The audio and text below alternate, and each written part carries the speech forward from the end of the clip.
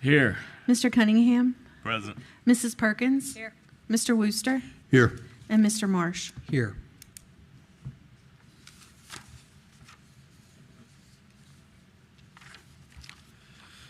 Mr. Chair, I move to approve the agenda for open session as presented. Second. We have a motion and a second. Any discussion? Hearing none, Madam Clerk. Mr. Colick. Yes. Mr. Cunningham. Yes. Mrs. Perkins. Yes. Mr. Wooster. Yes. And Mr. Marsh. Yes.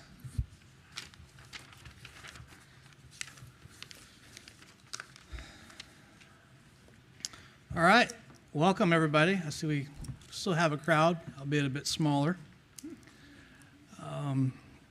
It is still March 6th, and we are still in Westside Elementary School to kick off our work session for the evening. If my fellow board members would indulge me for a few moments while I try to paint a picture of where we are and how we got here for the listening audience. We're working on the fiscal year 26 budget. Back on February 24th, Dr. Kramer publicly presented his proposed budget for FY26. Just a few days later, on February 27th, we held our first work session. Tonight, it's March 6th. We just finished up our required public hearing where we had an opportunity to hear from citizens, employees, and members of the public, which is a vital part of this, right? So everybody needs to have a voice in this process. And I know that the board has collectively received quite a few emails over the past couple weeks on an array of topics, and everything is a top priority to everyone. To be clear, individual board members, Dr. Kramer and staff, have been discussing various budgetary items well before Dr. Kramer presented his formal proposal. I dare to say we started this in early January with individual conversations, kind of getting prepped for the budget season. It's an ongoing event. Over the last couple of weeks, no doubt, those discussions have grown much more specific based on the superintendent's proposal that's on the table tonight and individual members' questions and concerns and requests. My point is, at this stage, and in my opinion, this board has spent a great deal of time to scrutinize the proposed budget. I dare say that everybody sitting up here wants to make sure that we spend our available resources as best we can. So next week, Thursday, we're scheduled for our regular monthly meeting.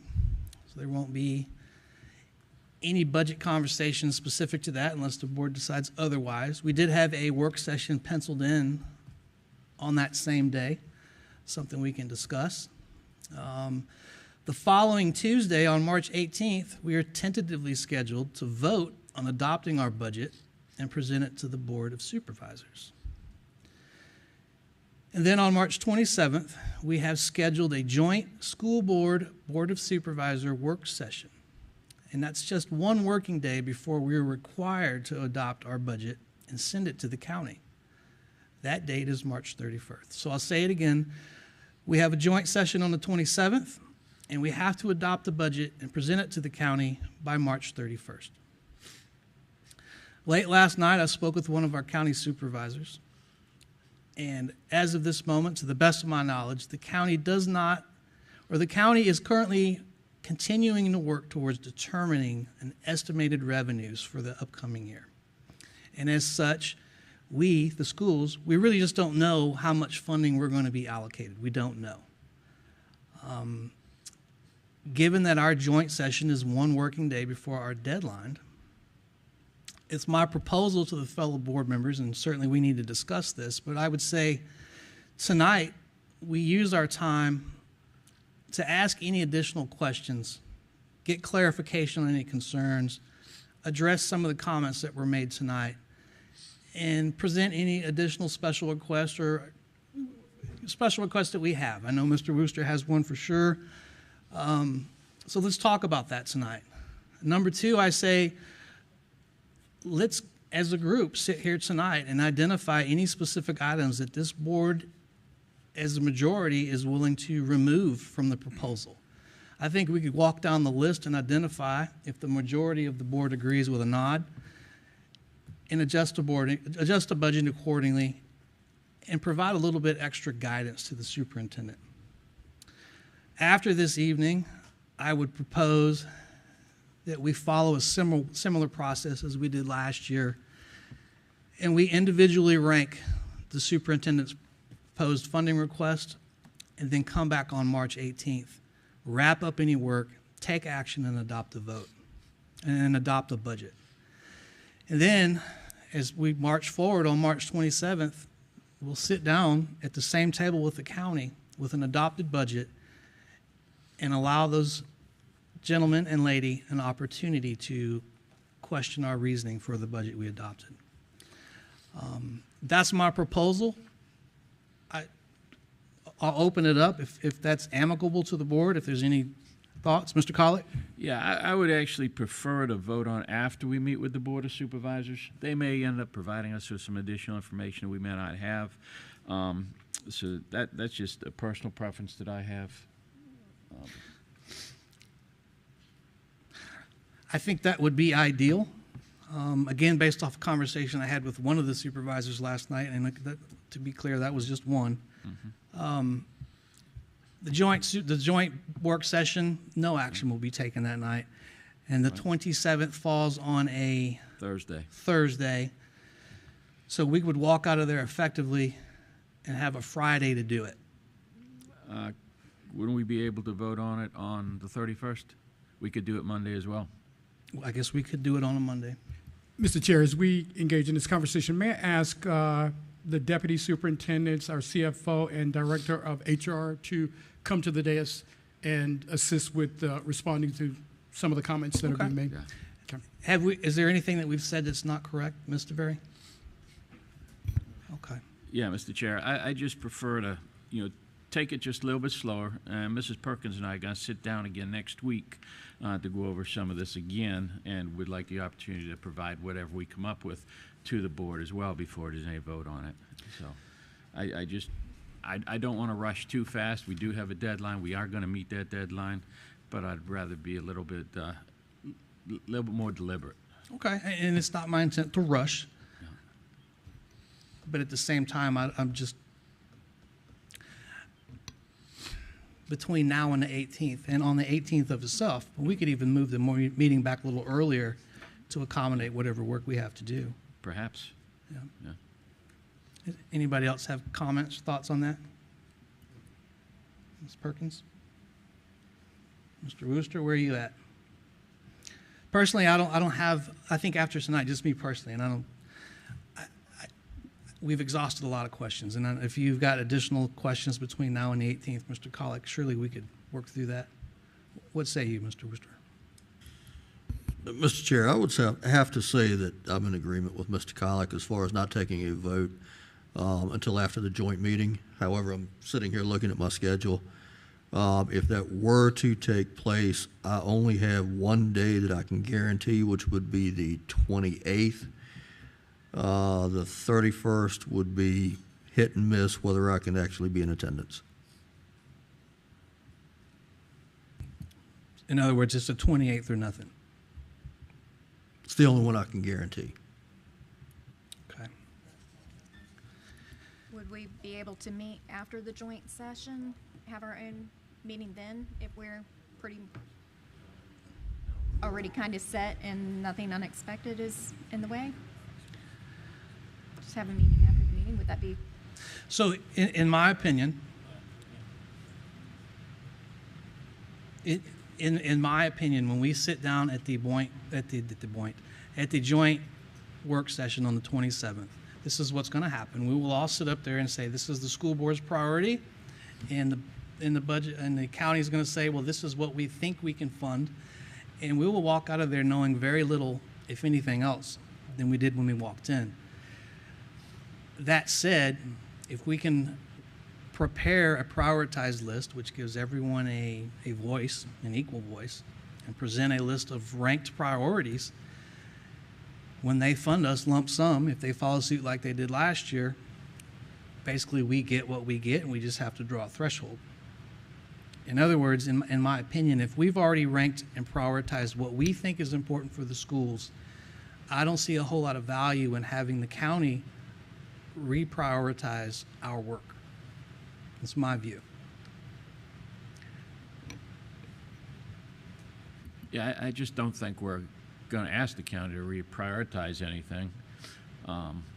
I just think through some good discussion, we might find things that we didn't know. We might be able to, inform them of things they don't know. But I would just hate to box ourselves in by voting on it before we meet with them and find out that, maybe we should have waited. It's just a personal preference. If the rest of the board wants to vote on it on the 18th, I'm fine with that, but I just don't, I'm not comfortable with it. How about, Ms. DeVere? I think I know the answer. Can you guesstimate when you think the county will have estimated revenues sorted out? No, sir, I cannot. Okay. I mean, I believe Mr. Keaton is introducing his budget on April 3rd. Right. So. It's well after. So whatever we propose, whatever they decide they can or can't fund, it's going to be well past the 31st. Mm-hmm. It's almost a moot point, in my opinion. Well, Mr. Chair, why don't we do this? We've got the meeting scheduled for the 18th. If we can call that a working meeting, if we get through everything and we're ready to vote that night, we'll make a motion to vote, and we'll move forward. I can roll with that. Okay? Everybody else good with that? That's fine, but I also don't mind waiting until the 28th or whenever you want it to originally. So I'm good Okay. either way. Are we missing anything? Dr. Kramer? I guess my question is to Ms. DeVere. It does give Ms. DeVere and our staff a tight timeline. So if that's the 27th, we have the 28th, then it's due to the Board of Supervisors on that Monday, the 31st. Does that give you enough time to make the adjustments? I would think so. I mean, it depends on how many adjustments there are, but we can make that work. Okay. So we'll march forward in that direction. Okay? Everybody's good? Yep. Okay. Are we good opening up the floor for any last questions or concerns? Yeah, I do have one question to start off, and this is probably more for Ms. Magner. The request for the inclusive classroom in Carsville, bottom line is, my question is, do we actually need it right now? And is it cost effective? And if not, when do we think we'll need it?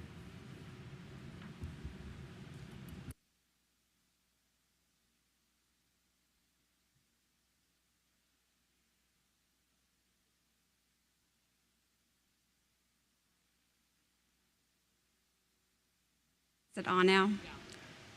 Whew, took me a minute, sorry. The request for a special programs or self-contained classroom at Carsville for the 25-26 school year, which is obviously this upcoming fall, is truthfully not a need that we have at this time. There are very few students at Carsville who have disabilities, and even a fewer number of students at Carsville who have significant disabilities. There are some, and currently those students are placed in other buildings. They're successfully placed in other buildings because although they exist in number, it's about 5, and if you just look at the number 5, you would say, Trish, that's a full class. We should move it to Carsville. The truth is, those kiddos are all very different. They're different in terms of their grade level. It ranges from K to 6. They're different in terms of their cognitive needs, their verbal communication needs, and their behavioral needs. So even though it's 5 kids, I couldn't move them into one class successfully. It wouldn't be right to them.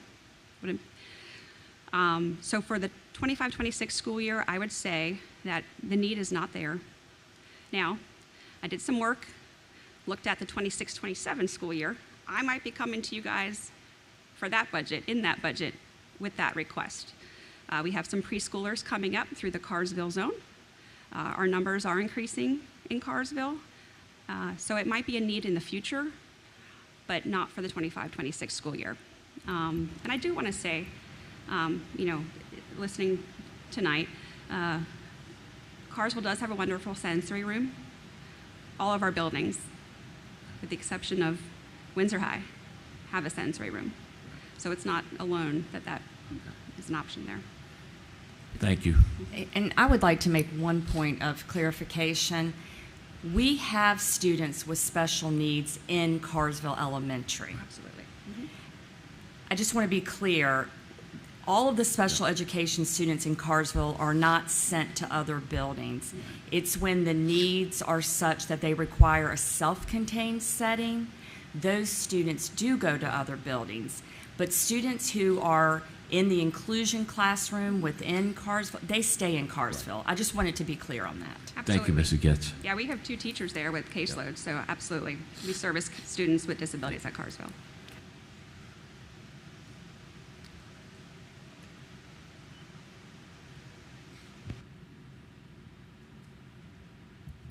Anything else, sir?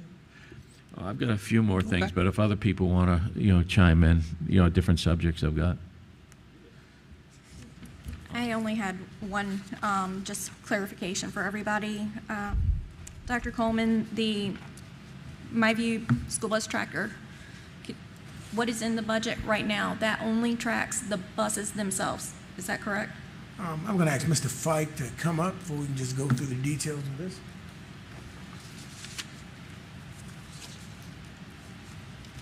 And Mr. Fike, could you go through the Zonar, MyView, and the Z-Pass? Just explain all the differences of and what's in the budget, what's in the current proposed budget. Yeah, absolutely. Microphone is off. There we go. All right, so our buses are currently tracked with Zonar. So think of it like a map. You're watching airplanes, like air traffic controller, basically. That's kind of what it is. So we have that resource. We're going to continue using that resource. So we want to expand it to MyView. So like you said, Ms. Perkins, MyView is simply tracking the asset. We don't know how many kids are on that bus. We don't know who's on that bus necessarily, other than the students that are regularly assigned to it. So it's tracking the asset. It's almost like if you order something from Amazon, you pull the app up, you can see the little truck moving through your neighborhood, and you know it's getting close, it's getting ready to come to your street. So that's MyView. So that's our current budget request for next year. And then Z-Pass is going to be the bigger one. Z-Pass is going to be the bigger commitment. That is the ridership piece. So it basically, Z-Pass does what MyView does, plus has the ridership piece. So the parents get a little notification when their kid signs on the bus, and then they're getting off the bus. They sign out real quick. They hop down off the bus. So all that stuff is tracked, and of course we have that data. And which one is in the proposed budget? MyView. MyView, yes. Okay. At a cost of what? So when we did the cost, I did it originally with every vehicle that transports students, but we decided to scale that back. So the original figure, I think, was in the nature of like $14,000. Yeah. So we've had discussions since then. We're going to scale that back. We're just going to be doing that with school buses. So the vans and the cars and all the other vehicles we have, we're not going to pursue those. If I may add, Mr. Chair, we are not going to pursue those maybe initially, but we're looking at perhaps in the future. Yes. And we will have a presentation, correct me, Dr. Coleman, if I'm not correct. It's going to be on school board Thursday night. Next Thursday, we will have a presentation from the MyView representatives and Mr. Fike. Thank you all for the clarification.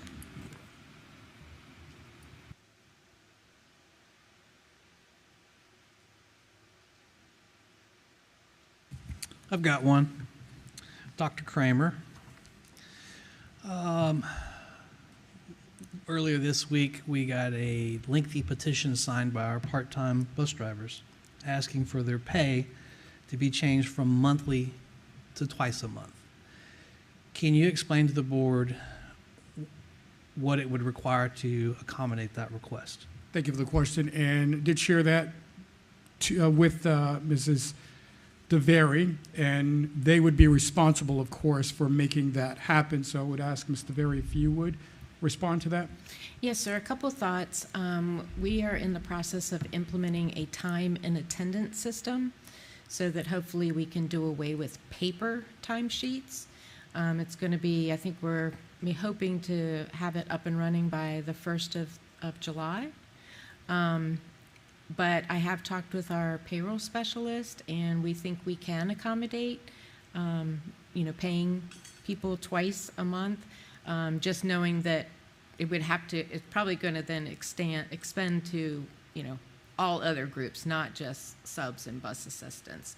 But once again, we would not recommend making that change until July 1st, because we need to put processes in place, and explain how it's going to work. Is there any cost associated with that other than hours? Hours, it's my understanding that the time and attendance system's been paid for, so. Okay, so that's just something we can implement in time. Mm-hmm. Excellent.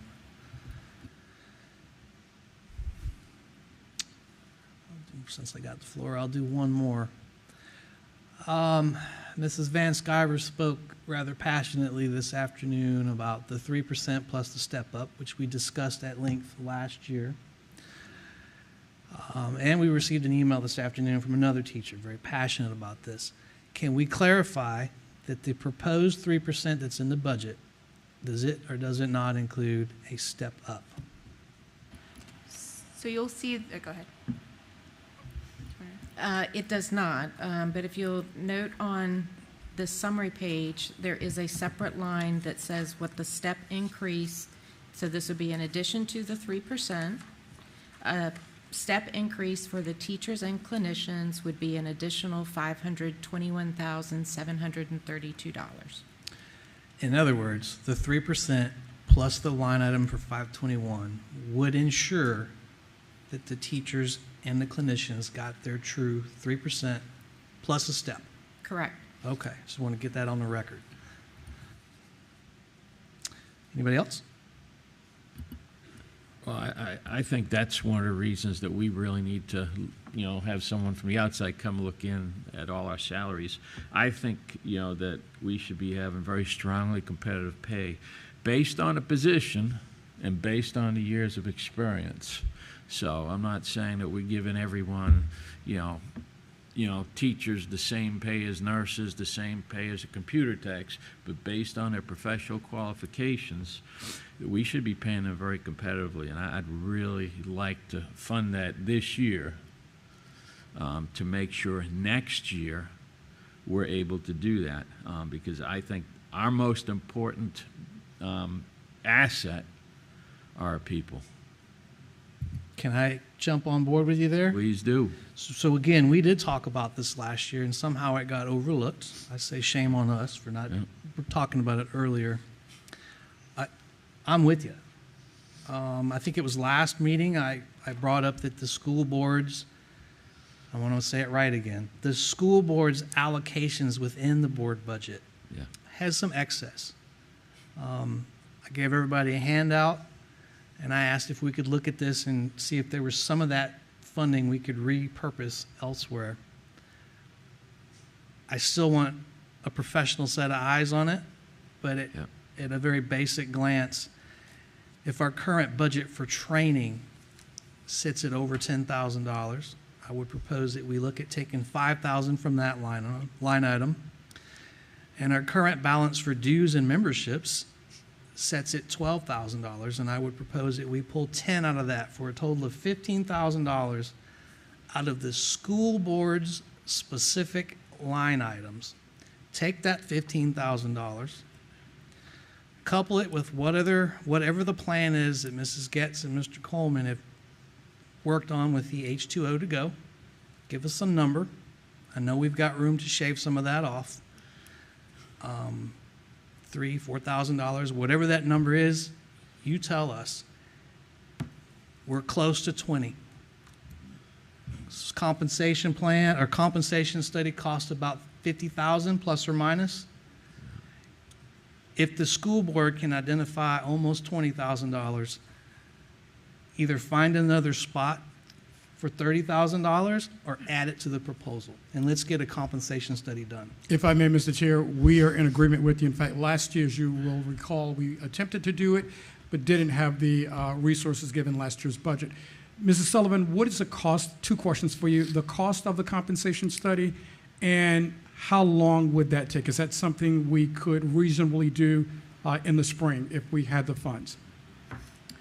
Yes, so the cheapest that we could find anyone to agree to do it was $45,000 last year. We would say somewhere between, the quotes went anywhere from $45,000 to $75,000, depending on the company and to the extent of which they were going to review your documents. Sometimes they look at job descriptions or just the pay scales. So the more you ask them to review to get a better comparison, the more it's going to cost.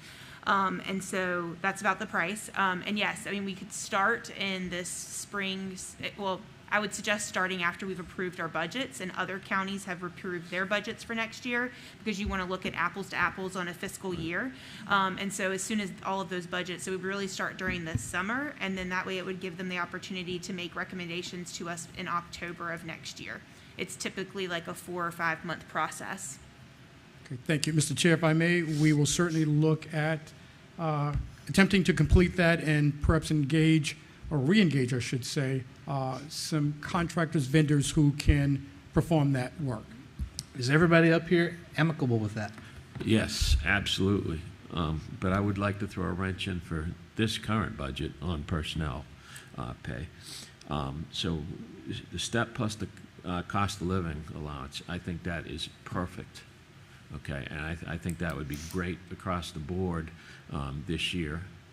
And I know there's a couple other proposals out there for some, people in professional positions that we need to go up a little bit, in order to keep that type of person, with them skills. But I'd like to see that just across the board, give everyone more than just the 3%. And I know, Mr. Berry, that's going to be hard for you, but that's something I think we really need to we need to do. I just total the numbers, so. You're good. I would agree, Mr. Collick. Yeah. Anyone else have a comment, question?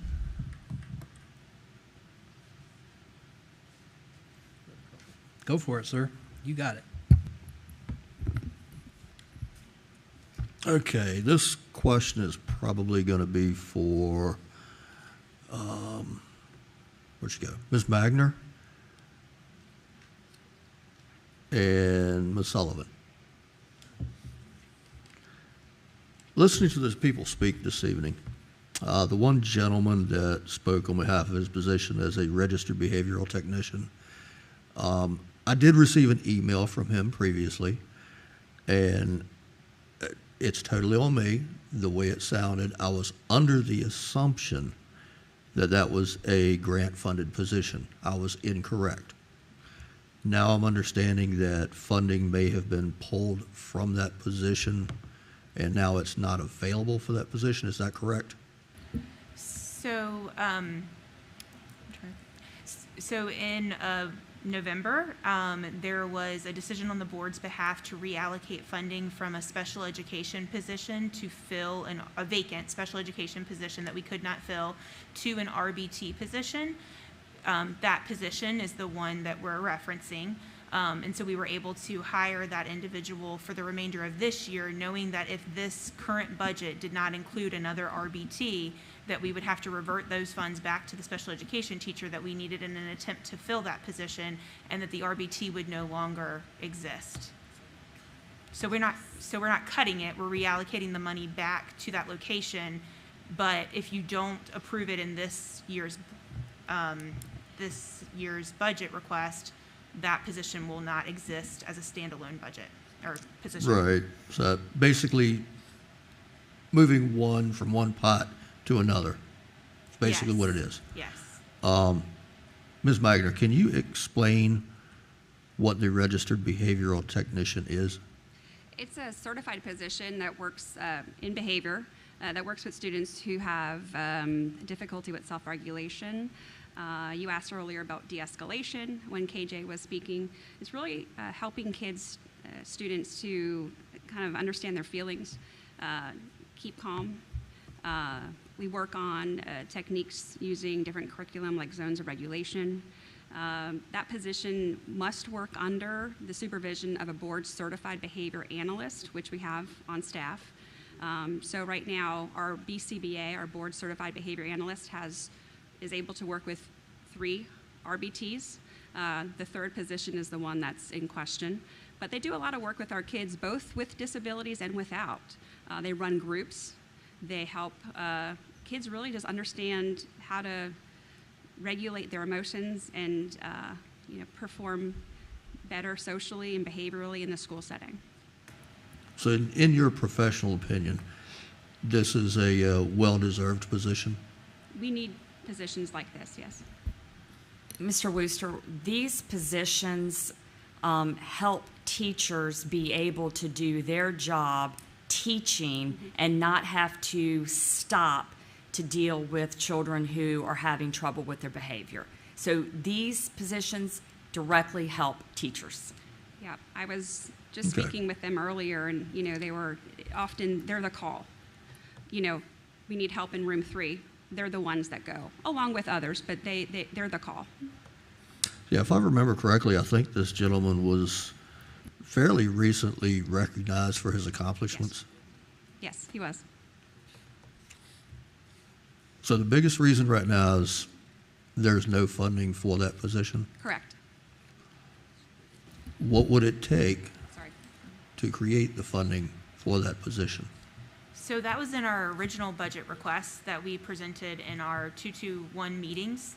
And it was our understanding that that position was not going to be considered by the board at that time. So that's the reason why that position is not on that budget list at this time. But it was in our original request. If we could find the total amount, we can share that with you. If we look at do you have that from the previous? Yes, the grand total is about 51,000. And that's for salary and benefits. And benefits.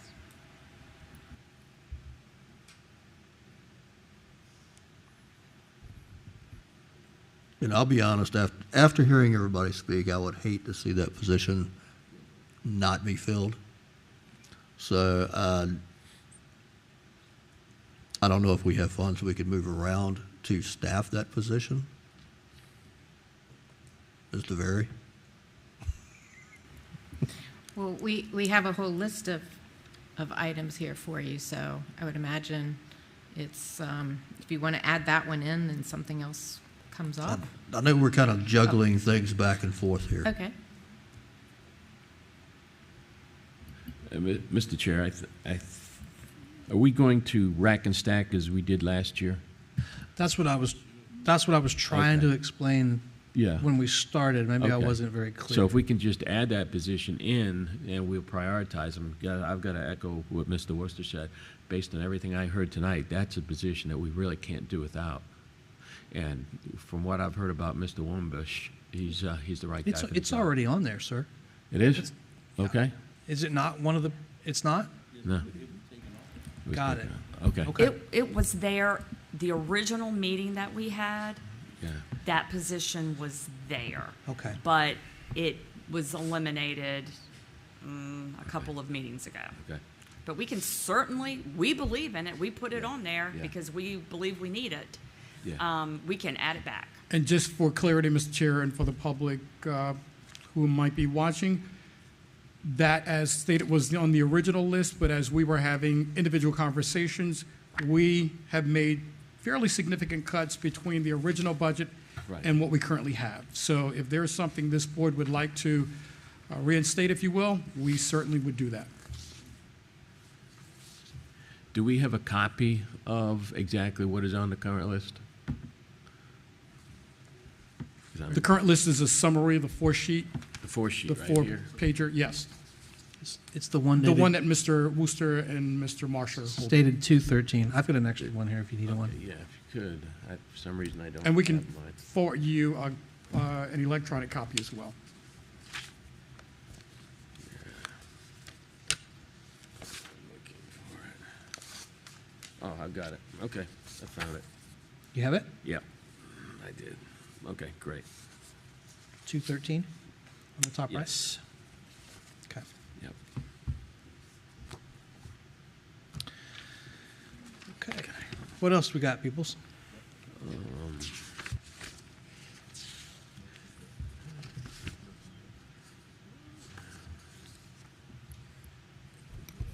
Mr. Chair, if I may, we have quite a few members, Ms. Magner being one.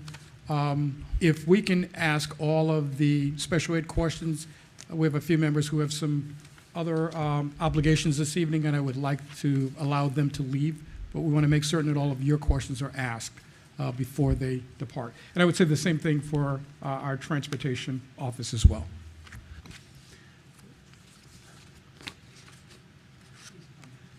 Please come up, Ms. Magner.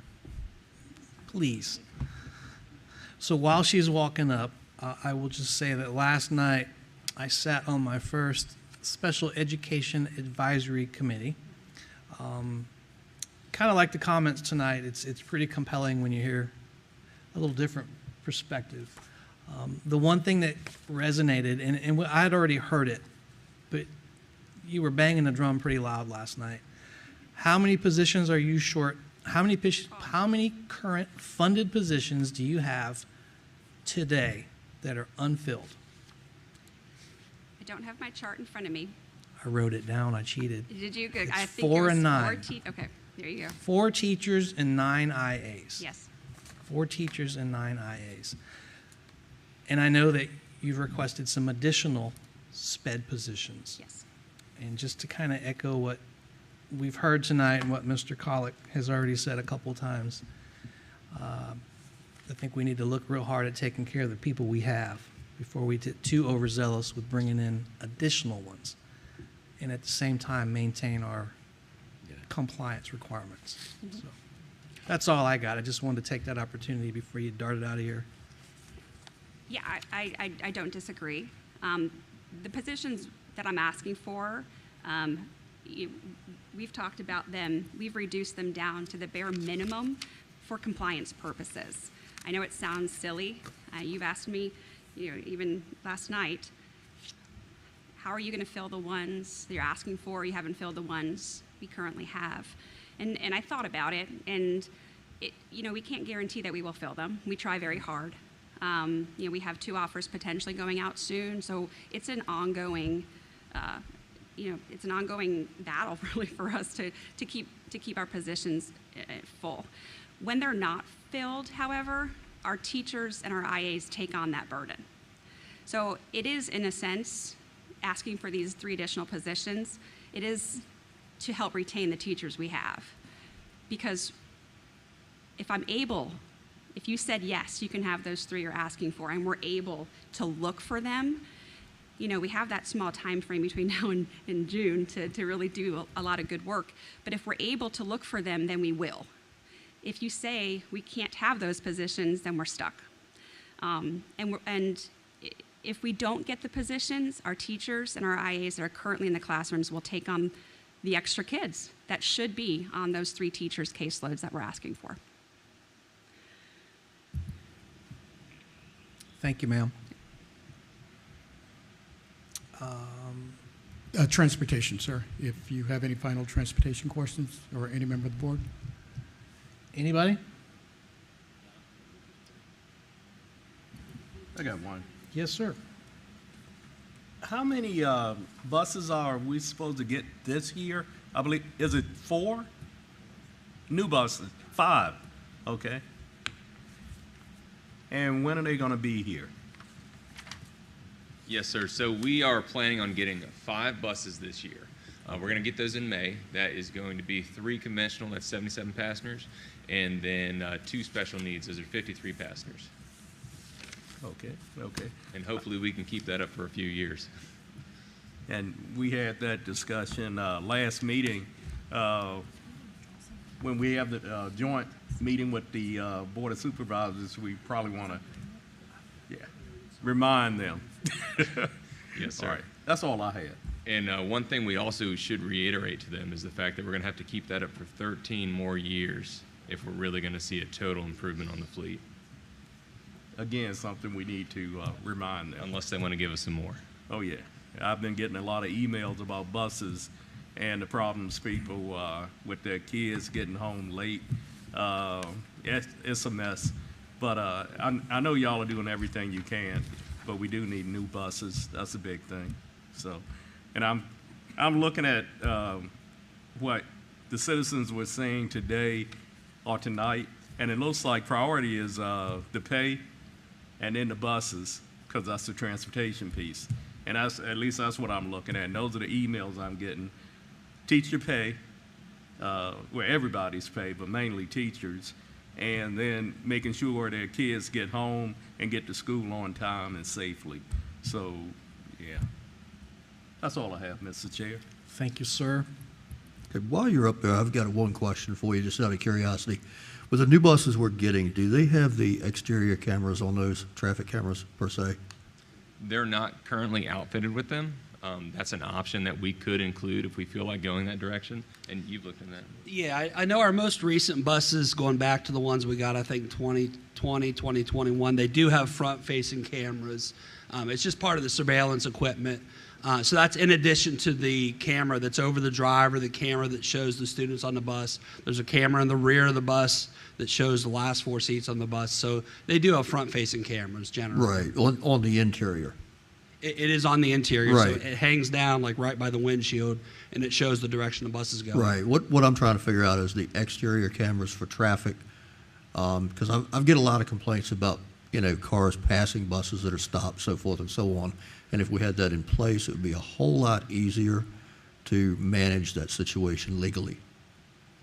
Yeah, so really that's a bigger conversation if we're going to put those on the outside of the buses. I know it's come up. We've talked about it. It comes and goes, and we talk about it. But that could be a conversation, though. It's not really going to be something that's going to happen with all buses, but if you want to start with the newer ones, it's certainly a conversation we could have. Roundabout figure, I'm not looking for anything to hold you to it. What would you estimate a new bus, like we order 5 more, and then you go ahead and include the exterior cameras? How much of an increase do you think that would be? Yeah, we're going to say probably 2,000 to 5,000 a piece, just somewhere within the window. It's like Sullivan said, it's an add-on. Okay, and I'm not going to hold you to that. Sure. Thanks, I appreciate it. Since you guys are up there and ready to dart out of here, I'm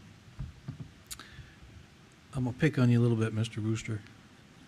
Can you tell us tell me what your methodology is or your science is behind projecting engine replacements?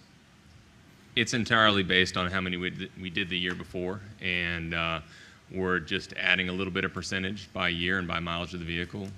Let's see, this year we've done 3 in the last 13 months. 3. So we're probably going to do 2.5 or 3 next year. Most of them. So the engines we're replacing now, they're not the oldest buses. Our Mercedes, they're not 900 series engines, so they're not failing. It's all the 6.8s. It's the V10 engines. So it's the buses that are between 7 and 10 years old. And we're probably going to lose 3 a year for as long as we keep those buses. And we can predict it and have it not affect the budget, or we can predict it and hopefully it'll be fine, because that will come out of the funds that we have for fixing the buses throughout the year. So if we lose 3 engines at the very beginning of the year, those last 3 months of the year are going to be very difficult when it comes to repairs. Got it. Thank you.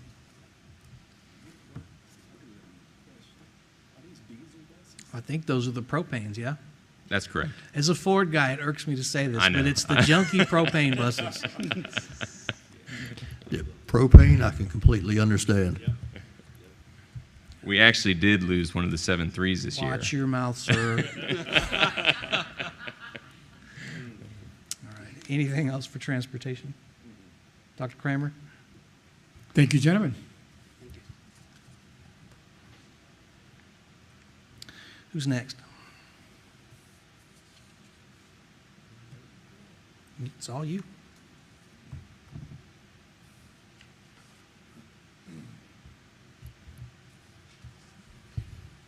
Okay, at the previous meeting, I brought up the subject of nursing pay and the potential for changing that.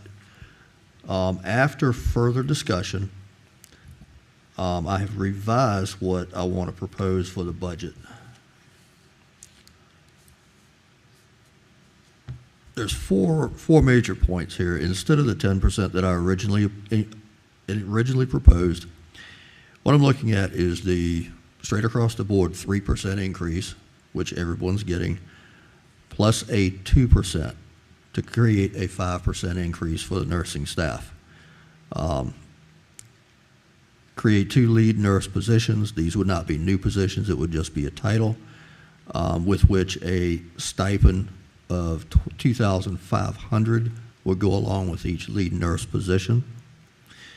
The same thing with 1 lead clinic assistant, which would require a $1,500 stipend. And a change to the substitute PRN hourly rate to go to $21.84 an hour for LPN and $32.50 an hour for BSN RN.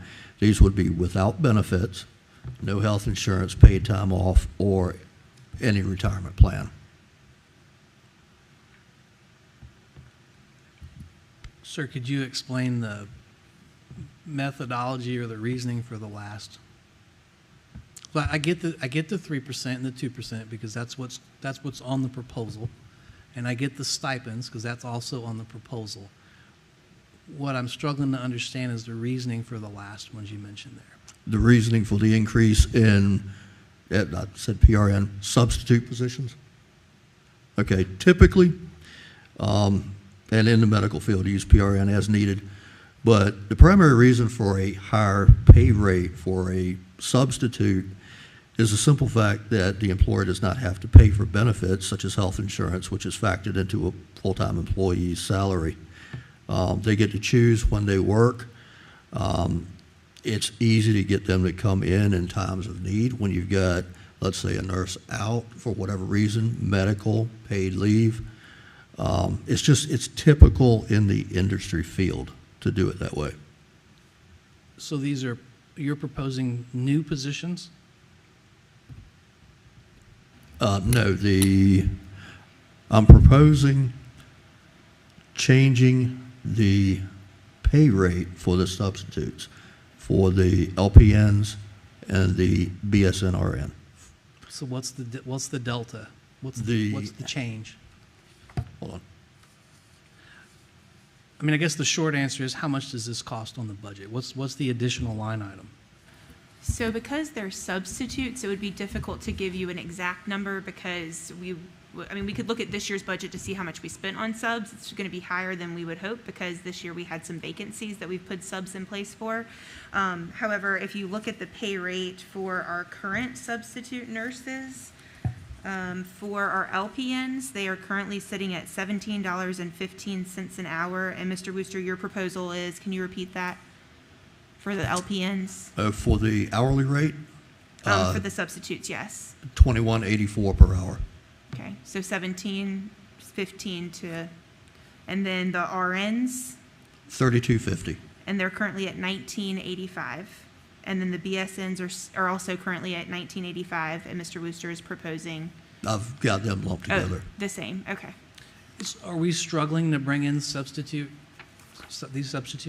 Yes, I mean, we do not have a large pool. I want to say we've had 3, and we have 2 consistently that can really support us as nurses. We have a very small pool.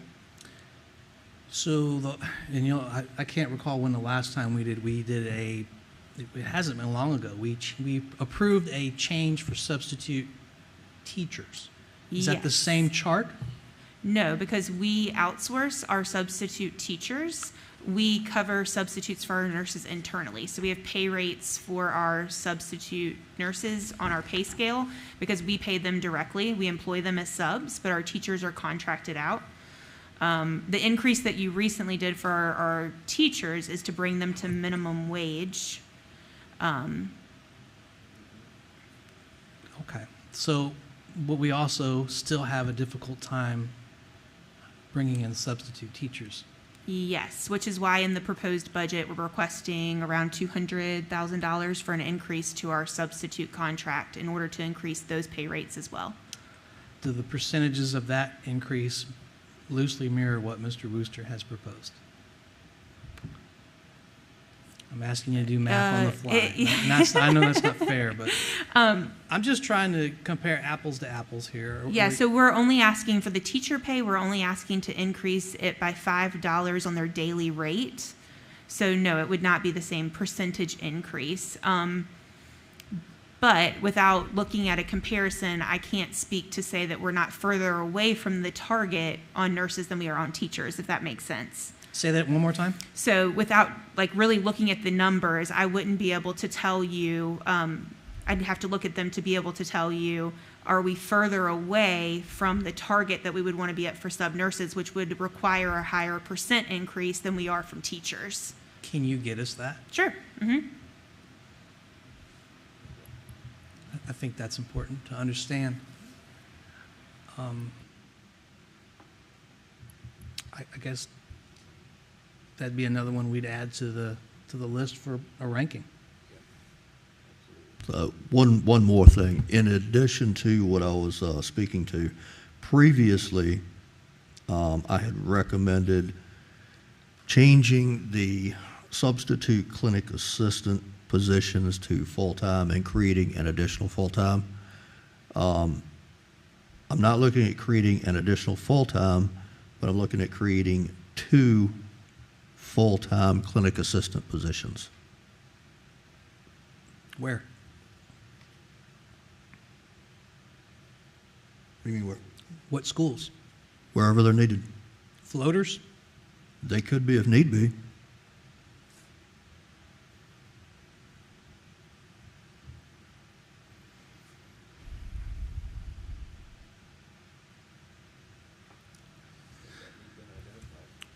Yeah, I guess that's kind of where I'm at.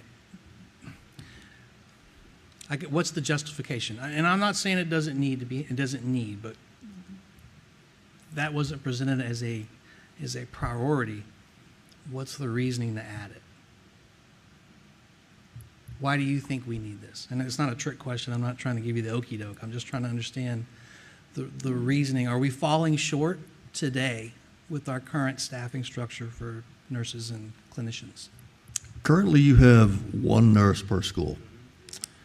You don't have a clinic assistant at each school, and you still wouldn't under this plan for this type of situation. However, if you've got 1 person in the clinic, whether it be the nurse or the clinic assistant, depending on any given situation, that person can be overwhelmed and they cannot handle the workload that's coming in. If you could have 2 people there, then that would be a better overall functioning system.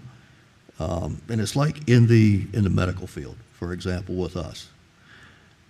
Anytime your resources are overwhelmed, then you have a problem. That's considered a mass casualty at that point. That could be 1 advanced patient would overwhelm your resources, so then you've got to call an additional. Plus, they can do other things in the clinic while the nurse is doing what they need to be doing. I understand. My question remains, are we falling short today? I think we've heard a pretty strong and compelling case about us falling short on SPED positions. Does this trump the SPED positions that are proposed? I wouldn't say it would trump it. I would say it would be equal.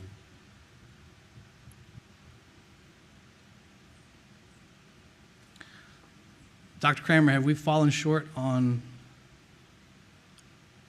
our personnel structure in the medical field as it sits today? I would not want to venture a response without having a discussion with our staff. Allow me, if you would, to meet with staff, and if I may, get back with you. Again, I don't want to speak prematurely. Okay. I mean, I think that's another one we'd put on the list to rank it out, but we need to be informed before we start ranking that out. Does that make sense? Okay. Mr. Chair, would like to ask to to ensure that our staff is clear with what Vice Chair Wooster is asking. I think you provided us with some of what you're asking in writing, Mr. Wooster. Am I correct? I can send you everything in email after the meeting tonight. If you would, so that would certainly. If you That would, way it'll specify everything. absolutely. If you would send that to the clerk and copy me, and we'll get it to our staff, and we will review that, and then get your response to your question, Mr. Chair. Please get it to the whole board. I think the board's clear on what's been proposed in the budget. What I'm not clear on is the additional stuff. Yes.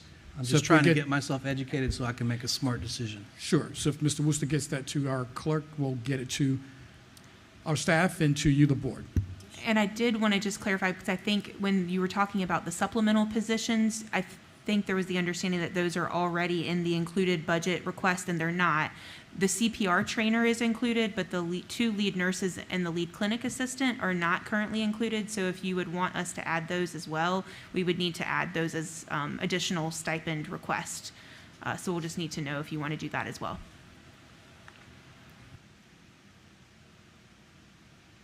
Yes, I would. So add that to the list, and that'll be part of your ranking that you all do. Okay.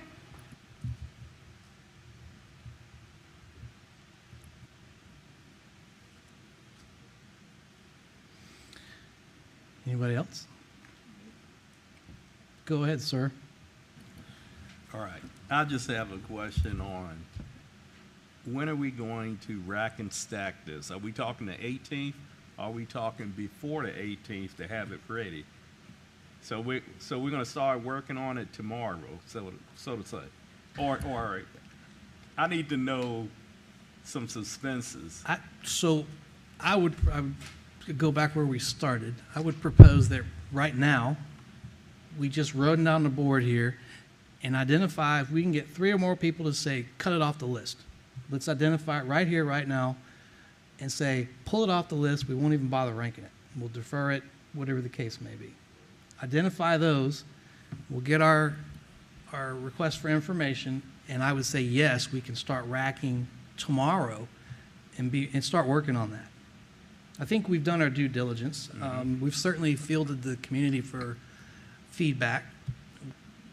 I feel like I've exhausted most. We could sit up here and ask questions for the next 3 weeks. Yeah. Okay, so the question, when are we going to get a spreadsheet identifying what we're going to rack and stack?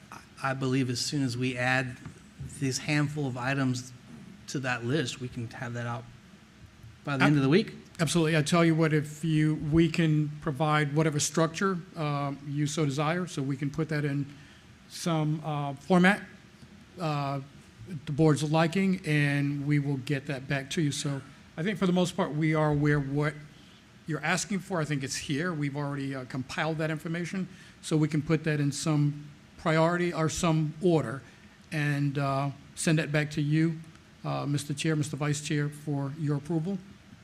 Yeah, we'll farm it out. I mean, we'll do it via email, one-to-one, so we're not breaking the quorum rules, and we'll discuss it and work it out, and everybody will get an equal vote. I would propose that we use the similar, if not the same format we used for the Capitol. We're familiar with it. Sure, absolutely. Ms. Perkins, you good? I'm good.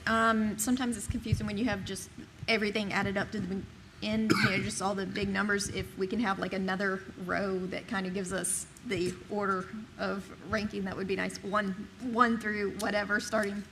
So one row that has the actual number and another row that has where it is in that order. So we don't have to go and look for the, Sure. numbers through. Yeah, I'm with you. I think we're well with what you're asking. I think you're absolutely correct, Mr. Chair. The CIP format has provided us with that kind of structure, and we'll send it out to you all for review and approval. Okay. I think we can start with that, and we'll send it to you all again. Yeah, and I think approve when we'll do that, and when we present that to the public, I mean, it's pretty clear what the priorities are for each individual and then as a collective. And not everybody's going to be happy, that's for sure. Well, it's going to be done on a spreadsheet, correct? Correct, yes, sir. So once we rack and stack, we can sort the spreadsheet from the first priority down to last priority. Yes, sir, Very 100%. simple. Very simple. Agreed. So, yes, ma'am. And can you also make sure you're notating anything that's a requirement on there?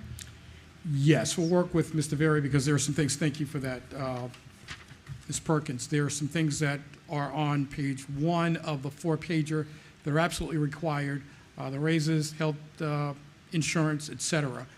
So perhaps we'll keep that, we'll figure out a way to have that denoted in a way that it's absolutely required, and then the important but discretionary items are in a separate list. Yeah, I think we can work through it. We got time. Not much. All right, so let's do the uncomfortable work. Let's look at page 2 of 4.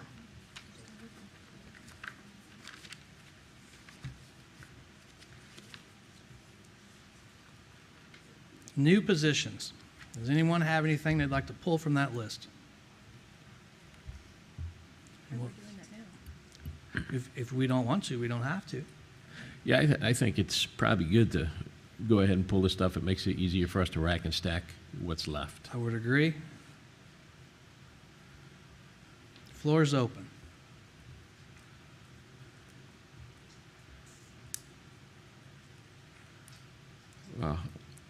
Let's make it easy. The attendance clerk is one I'd like to pull, and the library assistants. I would agree on both of those.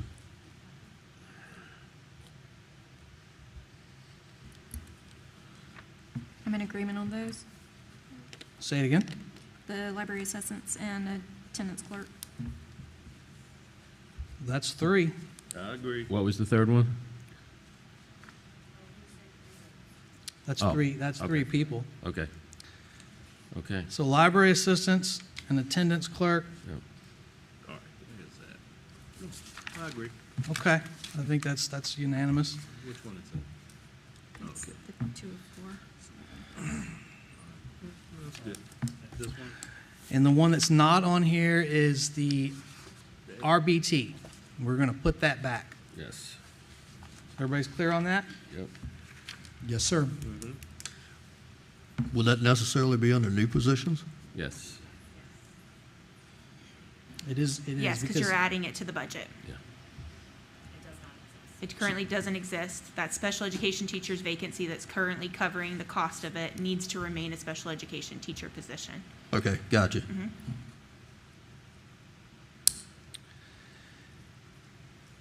Okay, moving right along here. Hold on. Oh, As much as I support CTE, Nobody's going. is a CTE director absolutely necessary? I would say yes. yes. Yes. Staff and I would certainly say yes with, again, the Iowa Maritime Trades Academy expanding. There are going to be up to 80 students in the Governor's Lab School, IMTA, with what we currently have, and we used to have that position years ago. We don't anymore. So with the expansion of our CTE programs, I would say emphatically yes, Mr. Vice Chair. Who is currently covering that right now? We do not have a full-time person covering that. We are using a number of individuals who are providing some support because we don't have a person. And since I've arrived here, we have not had one person perform that role, which has been a huge part of the problem. Ms. Sullivan, please feel free to add anything, or Ms. Getz. Sure. I mean, we used to have that position. It was cut at one point. And since then, the director of secondary was covering part of that role. Mrs. Street's position, coordinator of professional development and CTE, was covering a portion of that role. Principals take on a lot of weight of trying to assist with directing the CTE programs because there is not someone above them in order to help facilitate that. So our high school principals do a lot to support that as well. And I'll just add everything that Ms. Sullivan said, but we have been maintaining with that structure. With the addition of IMTA, we cannot maintain that, and I'm very worried about the quality and the oversight of our program. And to even help improve the certifications, I'm worried that there's just not enough capacity with the people that we have to get all that done and oversee IMTA. Okay. So without IMTA, we could probably keep doing what we're doing, but with that, there's no way. Okay. Thank you, though. We ready to move on? Let's move on. Change in pay. I do have a question for our SSOs. We have 2 SSOs at Smithfield and 1 at Windsor. So I'd like to cut that to 1, have 2 SSOs at each school for this year, and hopefully next year, maybe grow. May I say, Mr. Colleague, Yeah. looking at, obviously there are 2 different schools, but Right. looking at the size, where one school's 1,300 plus, the other school 500, so having 2 and 2, I don't think that equates to what we need because of just the numbers. One school is 3 times the size of the other. No, I understand that. And I think the major thrust of the presentation when we talked about the last meeting was during the school day, when students come in and visitors come in, and we need an SSO at the front door, but we also need an SSO in other parts of the school. I get that. And I'd certainly like to just say, yeah, let's just, fund them all. In fact, put SSOs in each school. But, right now, in my mind, I can only justify 1. But we'll see how the rest of the other 4 say. I believe it should stay, and we should just rank them out. Okay. That's my opinion. Okay. Anybody else? Okay, I guess I'm in the minority in that one. Okay. Change in pay? At the bottom, we've got where it says nurses and clinic assistant. How are we going to work that? Are we going to leave that there and have separately what Mr. Worcester's proposed? That's a little point of confusion for me right now. Yeah, I think the staff owes us some information to kind of clarify how that's going to look. Okay. Are we good? Yes, sir. We are going to get back with you with some of the information that has been discussed and some of the information Mr. Worcester will be sharing with us. And just for the sake of saying it out loud, I'm not saying that I think all of these are well justified, but there's certainly stuff on here that's not, that arguably should be. For network admin to systems admin, that's 1 person, but I know there's a heck of a lot more people that work in IT department that are probably sitting and watching going, where's my extra little pat on the back? So I think if anything, it reinforces the need for this compensation study. Yeah.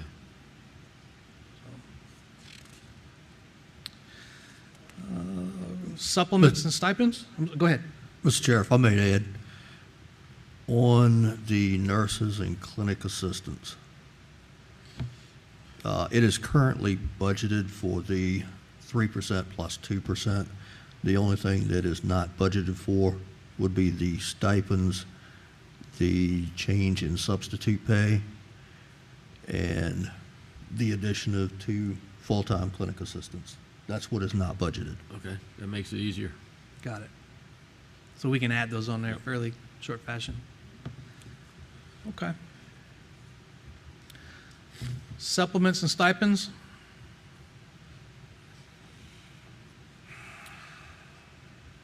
I think every one of these are relatively low cost and worth the investment.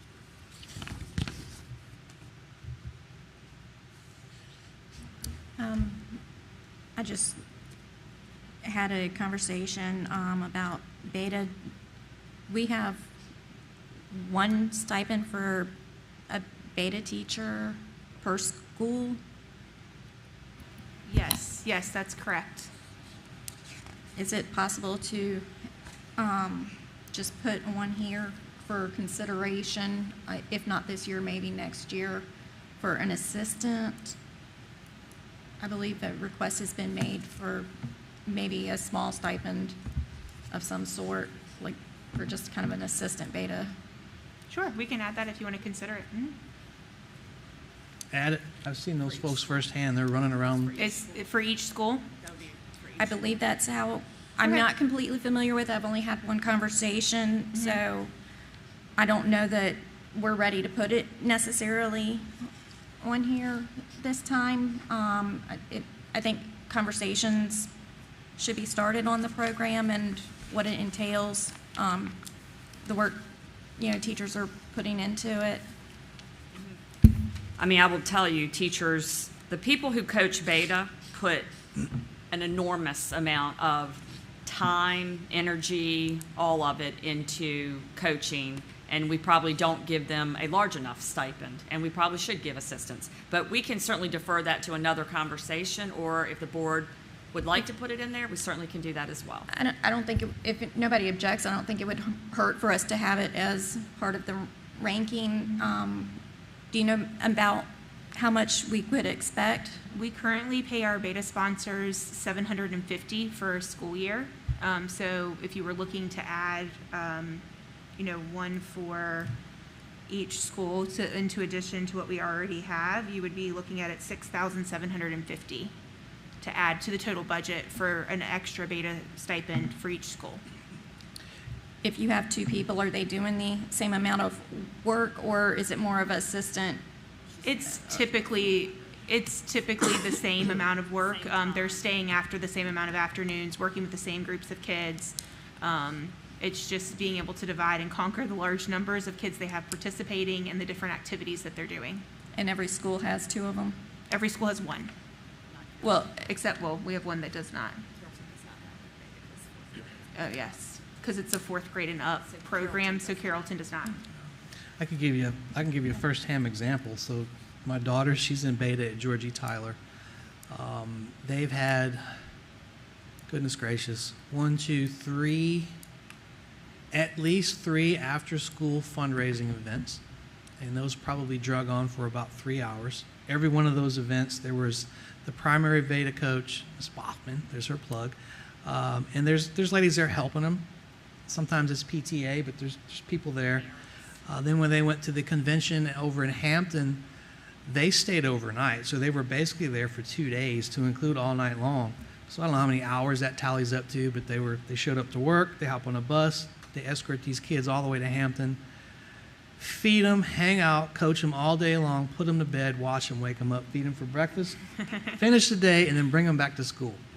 And I don't know what else they've got planned for the rest of the year, but I had no idea how much these folks were doing. So it's a lot of time commitment.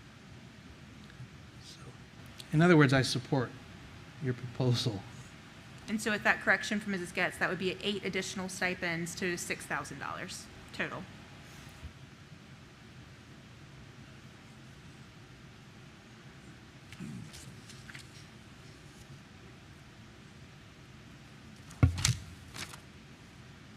Ready? Can I get a breakdown under the supplements and stipends, the additional SSO pay for high school game coverage?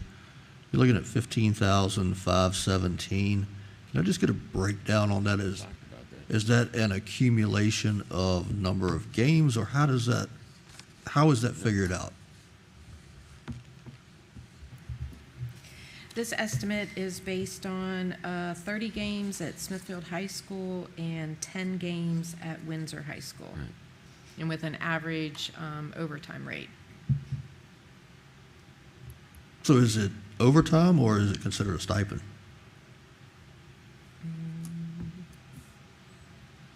I'm not sure which it is.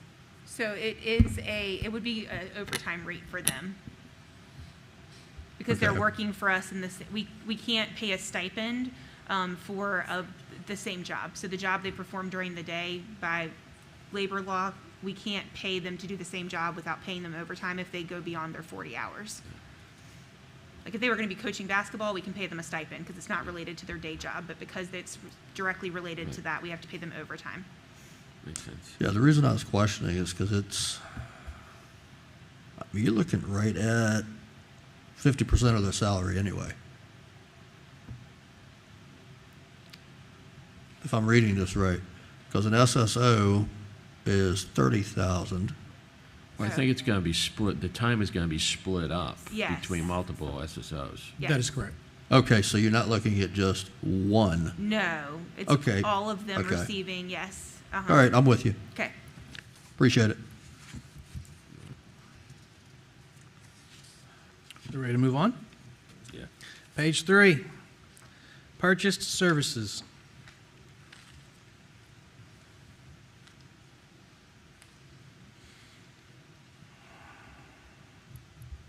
All right, I guess I'll take this one. I asked this question before, as far as additional funds for chartered transportation. And I'm still on the fence with this. I know when I was in school, if we had, whether it be away games or field trips or anything, we always utilized a school bus. So I'm still questioning the $4,500 for chartered transportation. And just FYI, the $4,500 for the charter transportation is actually very low. That is a lowball figure of what could be used for charter transportation. Some of the charter buses cost a lot more for a trip to, let's just say, JMU, if that's where a championship is being held.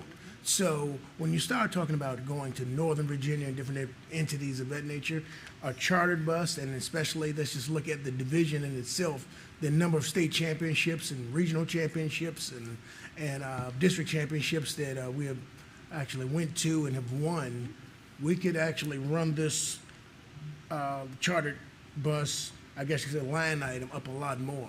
And taking our school buses, a lot of times these championships are not always on the weekend. Sometimes they're on a Thursday or a Friday night or something of that nature. So we'll be taking buses out of our current fleet and actually running them to those meets. So that's why we feel that this is very important to just move forward with.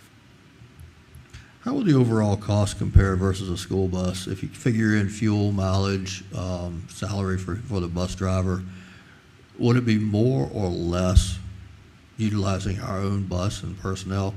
I would definitely agree that it'll be less than using our own personal bus driver and everything. When you take in consideration, once again, taking our buses out of the fleet and having to rearrange that type of, those type of services.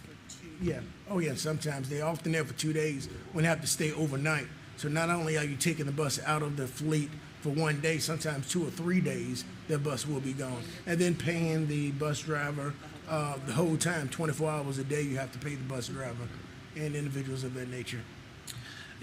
If I may, I think the real question is, because this is an ask for an increase, I think the real question is, what's the total amount currently budgeted for charter transportation? Is there a total amount? I never thought so. No, I didn't think so. Right. There is not a current line item for transportation or charter Okay, bus. so this is just something brand new? Yes. Got it. Just based off of experience for the last several years of what we had to do. And really based off of an incident that occurred last year when our bus broke down in Northern Virginia with a championship team, and having to try to manipulate, trying to pick that bus up, bring it back home, and at the same time ensure the kids are still there participating, not worrying about trying to get home. Not cool. You're right.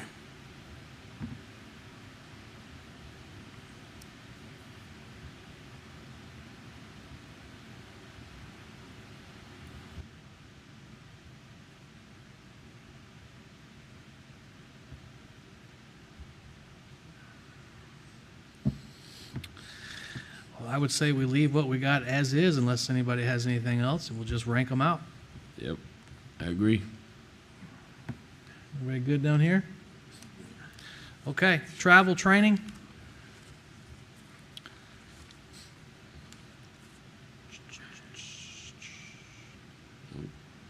No issues. No issues. Materials and supplies.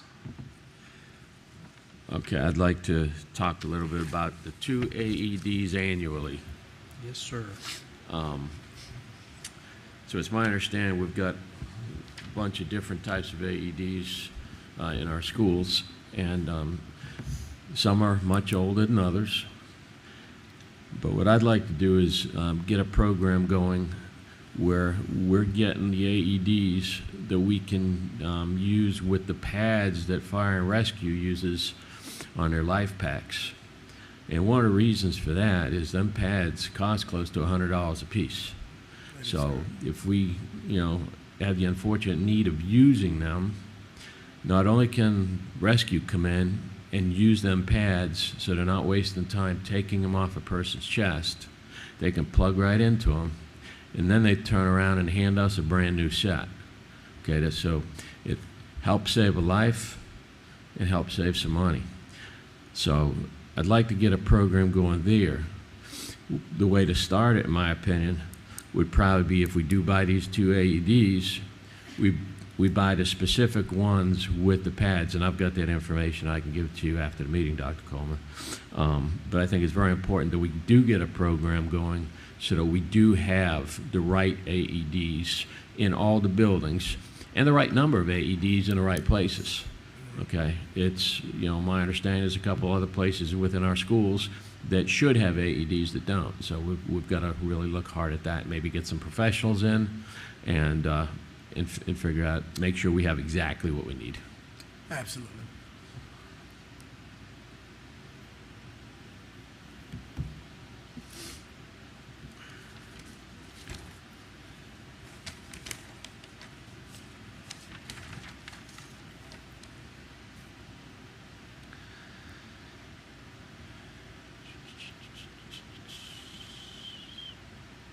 Seems like we've talked extensively about just about everything on page 3 and 4. Yeah. I would say, well, I'll start by saying that I think the Promethean boards are well justified. Yeah. But I'm not sure that we should rank them all individually. I don't know how to go about doing this. If push comes to shove and our funding gets a little bit thin, perhaps we can phase those in. Maybe not buy them all one year, buy some this year, some the next year. That's exactly what I would suggest and be thrilled if you would do. If you would just look at allocating X amount of dollars each year so that we can eventually get them all in, I think that would be more than reasonable. What do you think a suitable amount would be?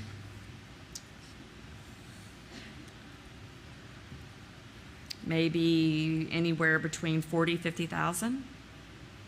Mr. Cooprider, we nodding? Kind of, sort of?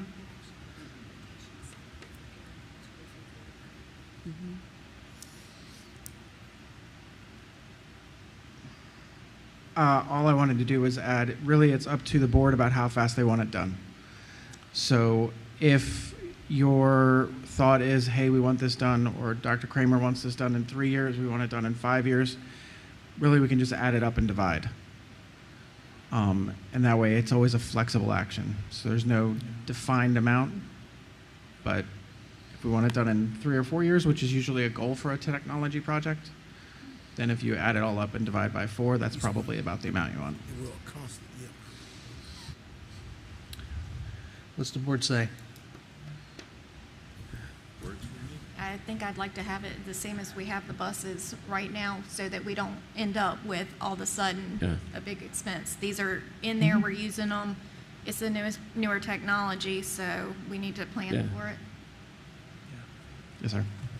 Sounds like we're all in loose agreement. Yeah. I like that. What do you say, Mr. Wooster? You're against it altogether? No, I'm not against it altogether. I'm against that one lump sum all at once. Well, I think that's what we're talking about. Yeah, we can break that up. Which one of these line items, as far as Promethean boards go, do you absolutely need the most? And do you see a definite improvement in education with these boards. If we were to choose just a single light item, I would recommend Carrollton, personally, as they are our only low-grade elementary school, which we see very high reception with them, that does not have them as an option for most of the building. Now, at the last meeting, I had a lot of questions about these and about technology in general, and I got a whole bunch of emails. I bet you did. Very good. Thank you, staff. So I would support leaving all of them in the budget, and hopefully we can get them all at once. I mean, this could be like a one-time cost that we are also given to outfit all of our buildings? Yeah, I mean, is that what you're thinking? Yeah, I mean, nobody contacted me and said, hey, we need to buy these. Every single person that contacted me said, this is how I use them, and this is how I teach the kids, and the kids benefit this way, which is what I was looking for. And so I am a big-time supporter of them now. Okay? Great. So then potentially like a one-time ask, but then also building in the future budget, as Mrs. Perkins had stated, needing to replace them, building in replacements in years to come. But you know, as technology progresses, you know, 5 years, it's going to be something different. You know, it may look the same, but the technology is going to be better. And when we start doing that, that's exactly when we would start staggering them like that. What do you know that we need to know?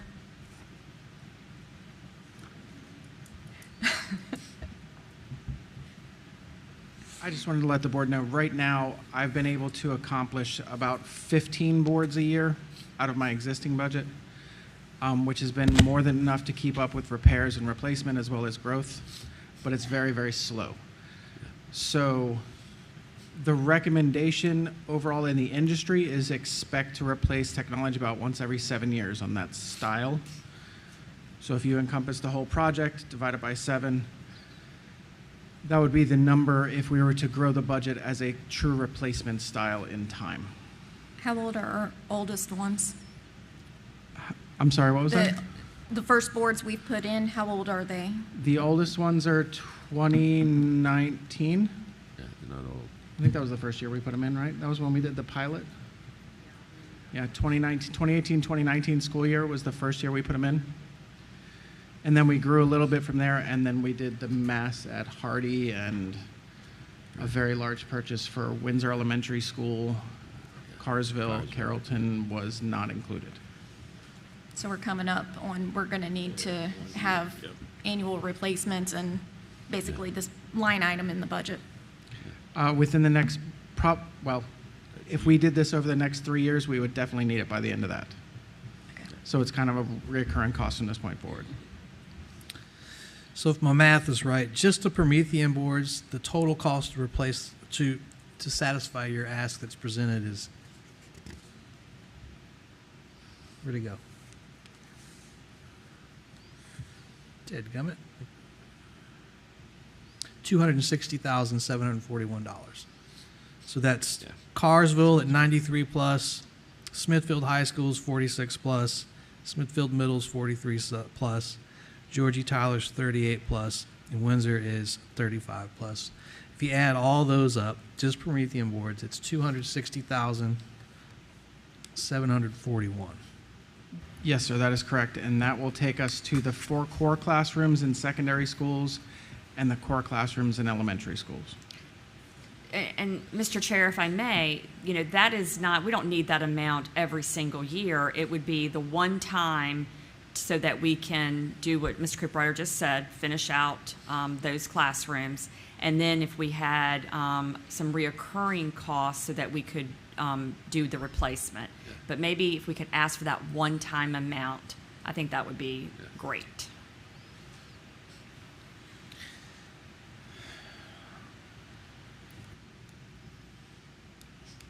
Would certainly level the playing field much quicker than piecemealing it. Yeah. I like it. I just don't want to cut off our nose to spite our face because we've got a lot of stuff on our one-time expense list.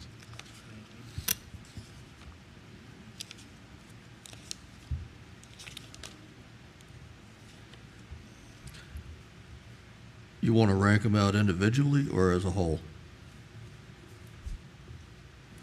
I think we need to have the Carsville,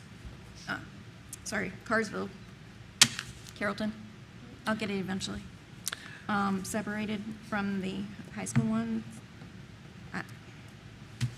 What are you, y'all gonna have to help us on this one. The need, if funds get tight, we don't want to just say no to all of it. So is there a recommendation from y'all of how to rank this, or can? What If I were asked to break it out- What if we put $100,000 in the budget? That would do it. That would do for one side. That'll buy Carsville this year. Right? Carrollton? Yes. We could do that. I think that's the safe play. Especially at a long term, it would be recurring, and that way you can continue to replace and repair as needed. Like we can grow every single year and get a little bit extra, Yeah. Still have health and PE classes, health classes for the most part that we'll need to take care of. There's foreign language we need to take care of. There's pull-out rooms we'll need to eventually take care of, so. And if that that's would up to the fit board. with your schedule of 7-year replacements? Yes, sir. Okay. $100,000 is what I would So we be very doable. modify this, Yep. add one line item for $100,000 for Promethean boards, and outfit Carsville first. Carrollton. I'm sorry, I always get those twisted. Carrollton. Yeah, Carsville's got, And we're probably gonna have to plan on that for the next 3 years. Yeah. At least. I mean, by that point, we'll probably be back to the point of start Might be able to go replacing the down to really old ones. 50,000 after that, though. It is possible. Everybody good with that? There's also, the reason, Ms. Perkins, I keep hesitating, by the way, is I'm not sure what the tariffs are going to do as far as impact yet. Why do you keep grinning at me? She's enjoying this. All right. So can we adjust that on the line? We'll just make those adjustments. Anything else? Can we walk away here with a clean list next day or two, and we can start prioritizing on our own? yeah, and, Mr. Chair, it wouldn't surprise me if we, prioritized all these, we got everything back and wanted to come back and sit down again to make sure we're all still on the same sheet. Yeah, that's fair. Okay. So, Closing comments? Dr. Kramer, you got something burning on your tongue? We also welcome the 221s or individual meetings, as you all have taken advantage of. So as we compile this and put it in some order that you can rank them, feel free to continue reaching out to staff and letting us know what questions and concerns you might have. Okay. I guess we're good, huh? Anything else? All right. Appreciate everybody coming out. We'll call it a night.